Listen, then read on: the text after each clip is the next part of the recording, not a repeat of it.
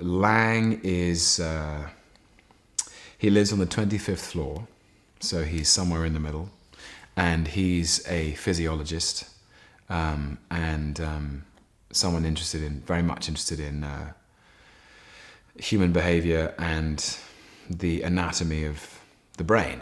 And he is a single bachelor who's moved into the high-rise to get away from responsibilities, to get away from life.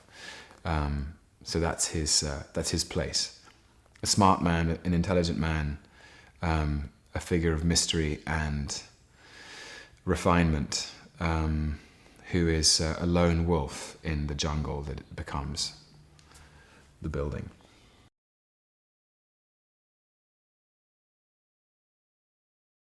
High Rise is a novel by J.G. Ballard and has been adapted by Amy Jump and Ben Wheatley into this film. And there are elements of Ballard within Amy and Ben's screenplay, and there are new elements that are sort of very much authored by Amy and Ben as filmmakers. But essentially the bare bones are like this. In the mid-70s, in Ballard's imagination, in the East End of London, a construction took place. This is before what we now understand as the kind of contemporary renaissance of that part of the city, being Canary Wharf and the financial centre. This is when that part of London was more run down.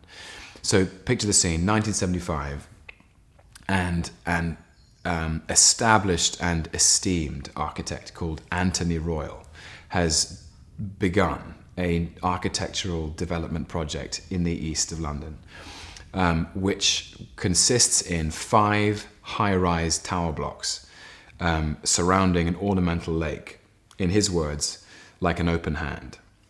And the 5 towers are the 5 fingers of a hand. And the high-rise is the first tower to be completed of this project, stretching like a great beacon into the sky. The high-rise offers elegance, glamour, casual sex, parties, a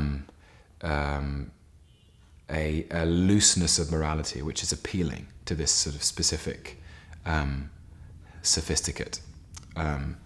And what happens is, through the novel and through the film, the building takes on this kind of animate character, almost as if it has its own spirit that starts to corrupt and erode the sensibilities of the inhabitants. The parties get wilder and wilder.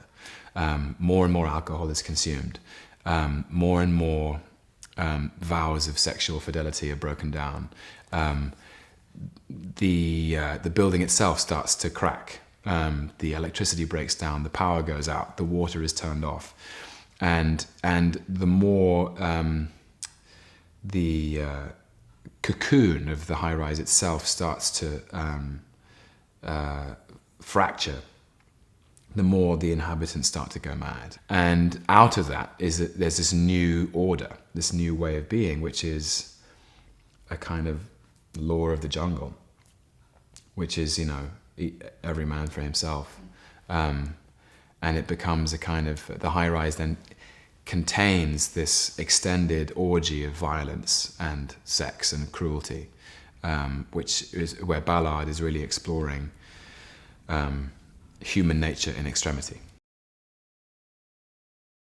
For all its inconveniences, Laing was satisfied with life in the high-rise, ready to move forward and explore life. How exactly? He had not yet decided. I'm so sorry. I'll survive. I thought you were empty. I just moved in. You're an excellent specimen. Why don't you come up later and have a drink?